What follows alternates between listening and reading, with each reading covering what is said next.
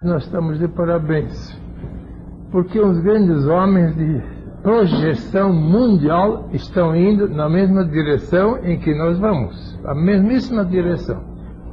Se vocês pegarem bem o espírito de Albert Einstein, de Mahatma Gandhi, de Albert Schweitzer e ultimamente de Viktor Frankl, é a mesma direção. Todos eles afirmam que nós devemos ir além dos nossos invólucros externos e descobrir o nosso conteúdo interno. Todos dizem isso. Eles não dizem essas palavras, mas dizem a mesmíssima coisa. Ninguém se contenta com as periferias do ego. Isto cria neuroses, como diz o Viktor Frankl, nos enche de frustração existencial e tudo isso. É do Viktor Frankl essas palavras. Mas se nós chegarmos ao nosso centro, ao nosso logos, ele chama isto logos, que é uma palavra grega, o logos é o nosso eu para ele. Tudo que está no livro dele identifica o logos com eu. O logos não é nenhuma coisa fora de nós. Nós, no mundo cristão, estamos habituados a identificar o logos com o Cristo, porque o quarto evangelho começa assim: no princípio era o logos, e o logos estava com Deus, e Deus era o logos. Bem, mas os outros não falam do Cristo externo, do Cristo histórico, falam só do nosso eu interno, que eles chamam de logos. Nós também dizemos o nosso Cristo interno. Mas nós, no cristianismo, sempre entendemos que o Cristo é qualquer coisa fora de nós. É claro, historicamente, ele existiu perfeitamente na pessoa humana de Jesus, se manifestou tão brilhantemente através da pessoa humana de Jesus, e por isso nós temos a impressão de que ele só existia naquela pessoa. Mas não é verdade. Ele existe em cada um de nós. O Logos, que os gregos chamavam Logos, é o Deus interno. Mas nós não temos consciência dele. É isso. Toda a nossa tarefa é ter plena consciência do nosso centro eu, que é o nosso Logos. E esses grandes pensadores, Einstein, Mahatma Gandhi, Schweitzer, todos concordam conosco. Devemos encontrar o nosso centro, que nós chamamos o eu, o que eles chamam o Logos, e não devemos contentar-nos com as superfícies do nosso ego, porque as superfícies nos causam problemas e neuroses e todas as coisas difíceis. As superfícies causam isto, mas não resolvem. Bem, eu sei que a psicoterapia afirma que nós podemos resolver pelo ego os problemas do ego. Viktor Frankl aceita isso em casos comuns, onde a frustração existencial não é muito profunda. Ele aceita que psicoterapia resolve os problemas do ego. Mas ele diz claramente no seu livro: se as coisas são graves e a nossa frustração existencial é profunda, não há solução na superfície do ego. Então ele apela para a logoterapia. A logoterapia não é para todos. Ele insiste que ele não faz logoterapia com os seus clientes lá da Policlínica de Viena. Ele só faz logoterapia com pessoas excepcionais, como aquele caso da Dona Marion, que eu li naquele livro dele. Este era um caso excepcional, quando ele encontra uma abertura sem uma pessoa, uma tremenda receptividade para o seu logos interno, aí ele procede à logoterapia. Mas é uma pequena porcentagem. O grosso é mesmo psicoterapia.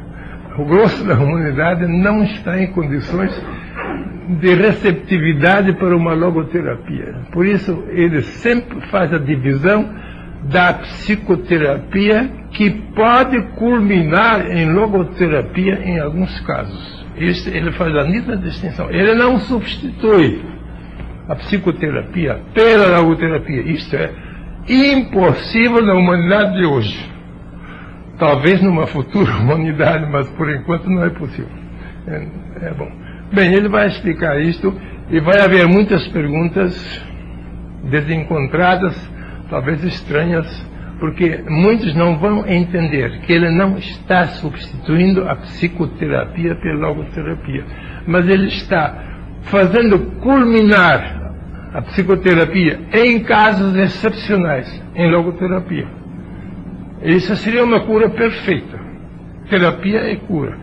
Cura pelo logos seria definitiva, mas as outras curas não são definitivas, são temporárias. Pela psicoterapia nós não podemos fazer uma cura do ego pelo ego, mas podíamos fazer uma cura perfeita do ego pelo eu. Isto então seria logoterapia. Bem, mas não vamos falar disso outra vez, já falei. Vamos focalizar duas palavras da filosofia oriental: Samsara e Nirvana, que são palavras centrais em toda a filosofia oriental. Estas duas palavras se referem ao nosso estado de evolução humana. Não são coisas fora de nós. Nós hoje ou estamos no Samsara ou estamos no Nirvana. São estados de consciência evolutiva. O que é que os orientais entendem por Samsara e o que é que eles entendem por Nirvana? A palavra é tomada da natureza, é um símbolo. Eles imaginam um lago no meio das montanhas lá do Himalaia, um lago cercado de montanhas. Se há muito vento, as ondas, as águas do lago estão encrespadas e não se vê nada no fundo. Não se vê nada no fundo quando as águas estão agitadas pelo vento. Também não se espelha nada no lago. Não se espelha as árvores da beira do lago, não se espelha as nuvens do céu, não se espelham as estrelas da noite no lago. Nada se espelha no lago enquanto ele está agitado. Isto é estado de samsara. Aplicada à natureza humana, quando o nosso interior está agitado, revoltado, sem sossego, então nós estamos em estado de samsara. Samsara, samsara. Até a palavra já parece dizer que samsara é qualquer coisa de bagunça. Todo agitado, samsara, samsara, samsara. Isto é o estado do homem muito primitivo e muito profano. E o grosso da humanidade, infelizmente, vive no eterno samsara. 24 horas de samsara. Não tem sossego, não tem tranquilidade nem por um momento na sua vida. Um samsara permanente. É horrível. Uma vida inteira de samsara, sobretudo aqui no Ocidente, nas grandes cidades. É samsara e mais samsara. Agora, o outro estado é do mesmo lago em estado de absoluto repouso, sem nenhum vento, sem nenhuma agitação. Se o lago está plácido, completamente imóvel, então ele é nirvana. Nir quer dizer não, vana é sopro. Quando não há sopro, nirvana, sem sopro, sem vento, isso é nirvana. Então nós estaríamos num estado de perfeita tranquilidade. E quem é que causa esta tranquilidade? Somente o nosso eu profundo, o nosso eu central. Quando não temos consciência do nosso eu, falamos em eu, mas não sabemos nada, não temos experiência do nosso centro, da nossa profundeza. Então nós estamos em samsara e nós não sabemos nada de nirvana. Então, esses são estados de consciência. Quando alguém está consciente da sua existência, mas não está consciente da sua essência, isso é estado de samsara. E quem é que está consciente da sua essência? O gosto da humanidade não sabe nada da sua essência, do seu eu, do seu centro. Só sabem das suas superfícies, das suas existencialidades. E não sabem nada do que eles são. Sabem o que eles fazem, sabem o que eles dizem e sabem o que eles têm. Tudo isso eles sabem, isso é tudo existencial. Mas não sabem nada daquilo que eles são. E acham até supérfluo, perder tempo investigar que sou eu. Eles pensam que nós sabemos perfeitamente o que nós somos. Eles se identificam com o corpo que eles têm, mas que eles não são. Eles se identificam com a mente que nós temos, mas que nós não somos. Se identificam com os seus desejos emocionais, que cada um tem, mas que ninguém é. Quer dizer, faz uma confusão entre ser e ter. Ultimamente, o grande escritor Erich Fromm escreveu um livro com este título, Ser e Ter. Eu esperava uma solução melhor de Erich Fromm do que encontrei. Ele não vai ao fundo das coisas, nesse livrinho Ser ou Ter, de Erich Fromm. Mas é bom. É um princípio, mas não vai até o fim. Nós devíamos dar uma profunda investigação no nosso ter, e isto nós não podemos fazer em hora de samsara. Só podemos fazer uma hora de quietação muito profunda. Primeiro, uma quietação temporária, em forma de ato transitório, que nós chamamos de meditação. Na verdadeira meditação, nós entramos no nirvana temporário. Mas fora da meditação, geralmente estamos outra vez no samsara permanente. A gente podia, pouco a pouco, permear o samsara do ego pelo nirvana do eu. Mas isto leva muito tempo. A maior parte se contenta com uma hora ou meia hora de nirvana de manhã cedo e durante o resto 23 ou 20 horas por dia ou mais, perde o seu estado de nirvana e vai outra vez entrar em pleno samsara. Porque é difícil manter os dois estados, nirvana e samsara. Fazer uma síntese entre esses dois é um grande problema. E muitos dizem que é absolutamente impossível. Porque dizem que durante os meus trabalhos diários e profissionais, eu não posso estar em nirvana, eu não posso estar recolhido dentro do meu centro. Eu tenho que atender todas as periferias lá fora. Como é que eu vou me ensimesmar e isolar no meu centro? Isto é dos principiantes, mas no fim é possível. Quando alguém se habituou a um profundo nirvana, mas um profundo, verdadeiro nirvana, que quando está completamente alheio aos sentidos, à mente e aos desejos, durante uma hora completa, não sabe nada do seu corpo, não sabe nada dos seus pensamentos, não sabe nada dos seus desejos, que são os três elementos de samsara. Então, se ele está completamente centralizado no seu eu, no seu nirvana, e tem a experiência deste nirvana, a profunda experiência. Experiência é uma coisa muito difícil, ter experiência de alguma coisa. Não é pensar em alguma coisa, isso não é experiência. É identificar-se com aquilo, é ser aquilo. Isso é a experiência.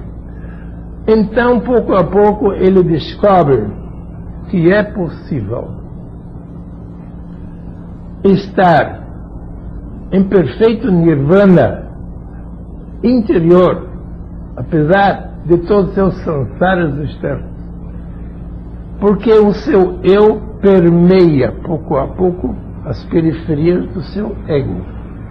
E quando o ego é permeado e penetrado pelo eu, o ego muda completamente. Ele muda completamente. Ele não pode sair do samsara dos seus deveres, que tem que cumprir tais e tais deveres na sua posição. Nem deve. Não é preciso jogar fora o samsara. Ele deve transformar. Deve transformar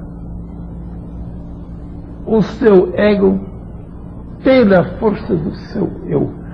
Mas se seu eu não tem muita força, se ele nunca entrou profundamente no nirvana da meditação, da concentração, ele não tem força para permear o seu ego pela luz do seu eu, porque a luz é fraca. Agora, se ele intensificasse a luz do seu nirvana, do seu eu, ele não precisaria dispensar o seu ego. Ele não pode dispensar o seu ego para os trabalhos externos, não pode, porque quem age é o ego. O eu não age, o eu é, mas o ego age. Toda a ação é feita pelo ego. Mas o eu é completamente imóvel em si. É a consciência pura do ser. Mas a consciência pura do ser não age. Fica completamente imóvel. Não tem extensidade, mas pode ter uma tremenda intensidade. Então, intensificar a consciência do ser, a consciência do eu nirvânico, resolve o problema. Porque no eu não há extensidade, extensão, amplitude. Mas é uma tremenda profundidade, uma intensidade. Extensão é horizontal. Isso nós sempre usamos para o nosso querido ego. Isto é extensão, ou extensidade. Isto para nós é intensidade. Bem, se ele permear as suas extensidades externas pela intensidade do seu ser interno, ele não vai abolir as atividades, nem deve, mas ele vai transformar completamente. Os seus trabalhos externos vão continuar como sempre andaram. Ele não vai desistir da sua profissão, mas ficam muito melhorados. Não ficam prejudicados pela meditação, ficam muito beneficiados pela meditação. Mas neste caso a meditação não é uma meditação de ato, é uma meditação de atitude. Os atos não podem permear as nossas atividades externas. Os atos de meditação não podem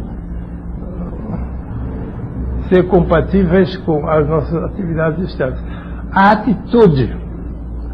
atitude da meditação é perfeitamente compatível com as nossas atividades externas.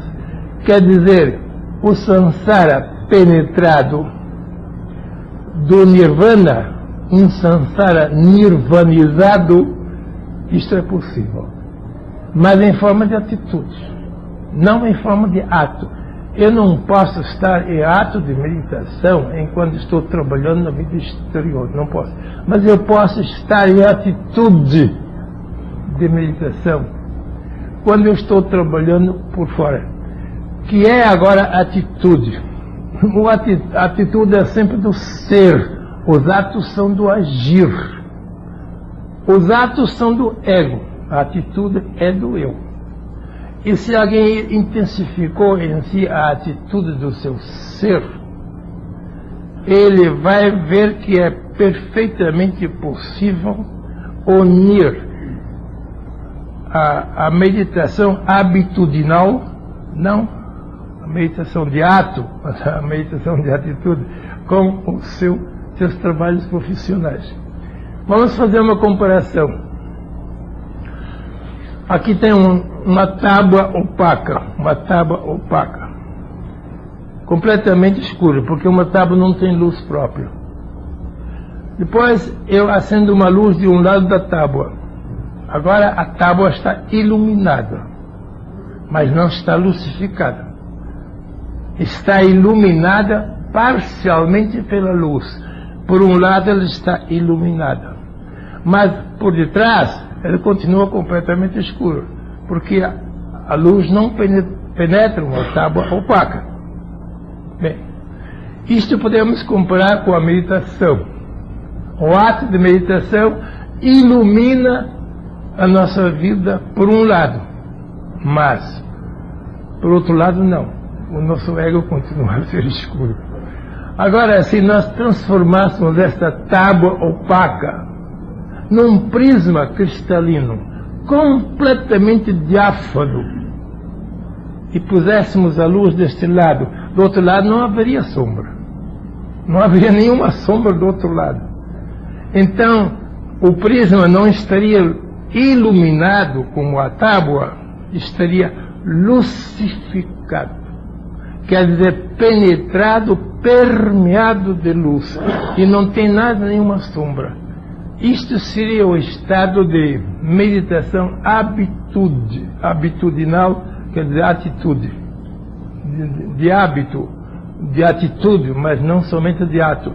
Se nós conseguíssemos lucificar o nosso ego, tão opaco, normalmente tão opaco, apenas iluminado, mas não lucificado. Se conseguíssemos lucificar, penetrar, permear de luz o nosso ego, então o nosso ego podia continuar exatamente nos seus trabalhos de cada dia e não precisava desistir nada, porque a luz não prejudica. A luz da sua experiência interior não prejudica. Mas para este caso a luz devia ser muito intensa, para ele lucificar completamente um objeto que outrora era somente iluminado e não lucificado. Se a luz for bastante intensa, ele pode transformar a opacidade, vamos dizer, do nosso ego numa diafania, numa transparência, que é diáfana, sem destruir o nosso ego. Quer dizer que poderia melhorar. O nosso ego seria grandemente melhorado pela lucificação do nosso eu. Essa comparação se pode fazer ou de uma tábua não iluminada, ou de uma tábua iluminada, ou de um objeto lucificado. Lucificar é permeado de luz. Iluminado é só atingido pela luz por um lado. Então, seria a união entre o nirvana da luz e o samsara da nossa natureza ego. Isso seria então uma autorrealização perfeita. Porque aqui não se trata de substituir uma coisa pela outra, como pensam os principiantes. Os principiantes pensam, eu devo ou fazer as coisas do meu ego, ou fazer as coisas do meu eu. Mas eu não posso fazer as duas coisas ao mesmo tempo. Dizem os principiantes, os semi-experientes, mas não os pleni-experientes dizem isso. Então eles querem umas horas por dia para tratar do seu eu espiritual. Sobretudo nos domingos, eles acham que os domingos são próprios para a gente tratar das coisas espirituais. Mas que os dias de semana não tem nada a ver com isto. A gente espera uma semana para começar de novo outro domingo. Isso é um dualismo desgraçado. Uma justaposição de duas coisas. Querem justapor por uma coisa ao lado da outra. Nos domingos é isto, e na semana é isto. Isto não resolve nada. Isto não resolve a autorrealização. Eles deviam, em vez de justapor mecanicamente, eles deviam interpenetrar organicamente. Eu uso duas palavras. Justaposição mecânica é dos principiantes, de boa vontade. Os que não têm nem boa vontade nem tratam desta justaposição, só tratam das coisas materiais e acabou-se. Mas os que já têm um princípio de espiritualidade querem tratar das coisas espirituais num dia por semana. Bem, isto é justaposição, claro. Não é interpenetração orgânica, mas apenas uma justaposição mecânica. Pode ser dos principiantes a justaposição mecânica, mas não é dos finalizantes. Aí eles têm que entrar numa interpenetração orgânica. Tem que fazer do seu ego um cristal e não uma tábua opaca. E a tábua opaca pode ser transformada pouco a pouco num cristal diáfano. Isto depende da intensidade da sua consciência, da luz que é a consciência. E também depende se a consciência, que é luz, atua sobre esta tábua opaca do seu ego. Porque se eu faço meditação só de manhã das 6 até as 7 horas e durante o resto do dia vivo puramente na zona do meu ego opaco, meu ego profano, é claro, o ego não vai ser afetado pela luz, porque a luz só foi durante 1 hora, mas não foi durante o dia todo. Mas se eu conformar a minha vida de 24 horas, minha vida de 24 horas por dia, 365 dias por ano, durante a vida inteira, se eu conformar a minha ética externa com a minha mística interna, então esta ética externa, que é o nosso ego, pouco a pouco se transforma de opaco em diáfano, de tábua em cristal ou prisma. Isto é uma questão de persistência e de paciência e de muitas outras coisas. Aí é um treino contínuo harmonizar a sua vida externa com a sua experiência interna. Mas se alguém só faz experiência interna durante meia hora de dia e durante a vida ele age em sentido contrário, não se interessa mais pelos ideais da verdade, da justiça, da fraternidade, da honestidade, do amor, que são as coisas da luz, então o seu ego não vai ser lucificado. Talvez continue a ser iluminado. É pouca coisa, iluminado, mas lucificado seria autorrealização completa.